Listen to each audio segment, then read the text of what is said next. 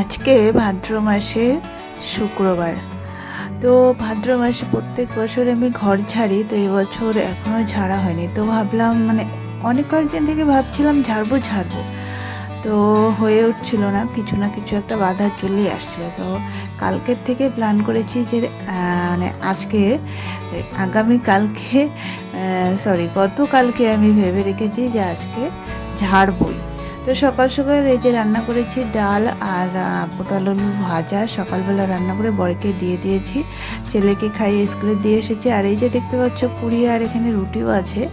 তো এটা হচ্ছে কালকে তো 5ই সেপ্টেম্বর ছিল টিচার ডে, তো আমার ভাইয়ের বউ টিচার ডে করেছিল, তো সেখানে গিয়েছিলাম। তো সেখান থেকে বরের জন্য নিয়ে এসেছিলাম। তো বর খেয়েছিল রাত্রে, আর পুরি আর রুটি বেঁচে গেছে, তো সেটাই রেখে দিয়েছিলাম। তো সকালবেলা আমিও একটু ভাত খেয়ে নিয়েছিলাম, কালকের ভাত জল দেওয়া ছিল, তো সেটাই আমি সকালবেলা খেয়ে ছেলেকে স্কুলে দিয়ে এসে তারপরে এই যে ঝটপট কাজগুলো শুরু করে দিয়েছি। তো কারণ আবার ছেলেকে আনতে যেতে হবে, 1:30টার দিকে বাড়ি থেকে বেরোতে হবে। তো ভাবলাম ফটাফট ঘরটা ঝেড়ে নিই।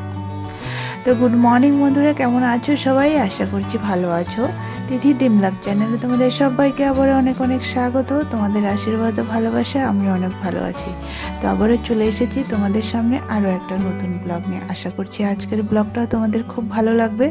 তো প্লিজ বন্ধুরা সঙ্গে থেকো আর পুরো ব্লগটা দেখো। আর হ্যাঁ, যদি ব্লগগুলো ভালো লাগে তাহলে আমার চ্যানেলটাকে সাবস্ক্রাইব করে রেখো।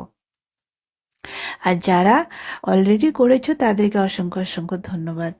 তো এই যে দেখতে পাচ্ছ আমি ঝাড়ুটা দিয়ে ঘরটা আগে ঝেড়ে নিচ্ছি। তো চলো সঙ্গে থেকো। তো এই যে দেখতে পাচ্ছ যে ঝাড়ুটা দিয়ে আমি ঘরটা ঝাড়ছি, আসলে কি বলতো, ঝুল ঝাড়ুনিগুলো না আমি কিনে নিই। তো এই যে ঝাড়ুটা, এটা নতুন ঝাড়ু আজকে কিনে নিয়ে আসলাম, কারণ আমাদের উঠোন ঝাড়ুটাও না ছোট হয়ে গিয়েছে। তো অনেক দিন থেকে সবাইকে বলছিলাম যে টাকা দাও, কারণ সবাই মিলে চাঁদা দিয়ে তারপরে ঝাড়ু কেনা হয়। তো সবারই যেহেতু দরকার, সবাই মিলে টাকা দিয়ে তারপরে ঝাড়ু কিনি। ঝাড়ু হোক যে কোনো একটা জিনিস বাড়ির। তো সবার একজনের হচ্ছিল না, এইভাবে করে করে তারপরে শেষমেশ দিল। সবারই হলো ভাদ্র মাসে।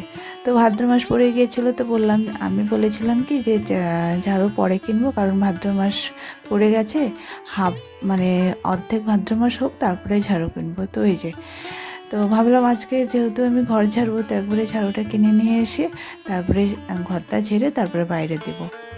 তো এই যে, তো আজকে ঝাড়ুটা ছেলেকে স্কুলে দিয়ে আসার সময় ঝাড়ু কিনে নিয়ে এসেছি, এনে এই যে ঘরটা ঝেড়ে নিচ্ছি, ঝেড়ে নিয়ে তারপরে ঝাড়ুটা বাইরে রাখবো।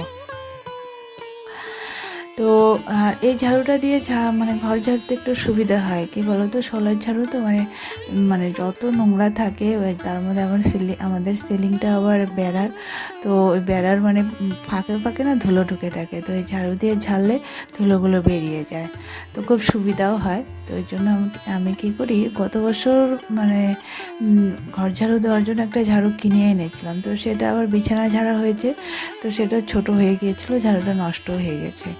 তো এই বছর এই যে কাজ চালিয়ে নিলাম, যাই হোক। তো চলো সঙ্গে থেকো। তাড়াতাড়ি করবো বললে কি আর তাড়াতাড়ি করা যায় বলো? পুরো একটা ঘর ঝাড়া, সমস্ত জিনিস বের করে তারপরে ঝাড়া শুরু করেছি। আর এত ধুলো জমে গিয়েছিল, তো সেগুলো সব ঝাড়তে ঝাড়তে দেখি 2:45 বেজে গেছে। তো তারপরে ছেলেকে এখন আনতে যাব কি করে, ভেবে ছড়ানো ছিটানো ফেলে রেখে যাওয়াও যাবে না। তারপরে ফট করে মাথায় এলো যে ছেলের বন্ধুর বাবাকে ফোন করে বলি একসঙ্গে দুজনকে নিয়ে আসতে। তো উনি ওই দাদাকে বলেছিলাম, উনি নিয়ে এসেছে। তো ছেলে এসেছে 3টার সময়, এখন বাজে প্রায় 4:30। আমারও ঘর ঝাড়াটা হয়ে গেছে, জিনিসপত্রগুলো গুছানো হয়নি।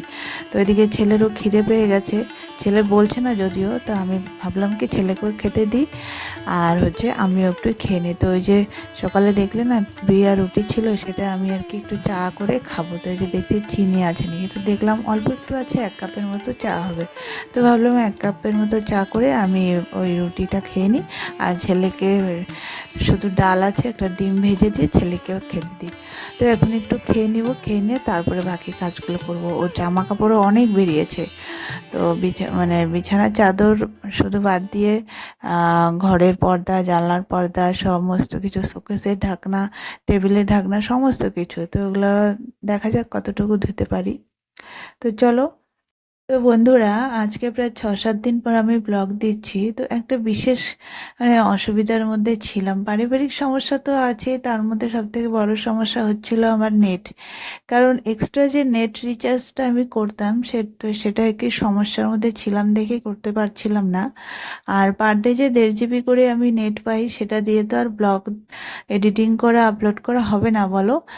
তো এক্সট্রা আমাকে নেট রিচার্জ করতে হয়। তো সমস্যার কারণে আমি সেই নেটটা রিচার্জ করতে পারিনি। তো তার জন্য ব্লগ দিতে পারছিলাম না। তো তার জন্য আমি খুব দুঃখিত। আর আমি জানি আমার বন্ধুরা আমাকে এভাবেই পাশে থাকবে, সাপোর্ট করবে।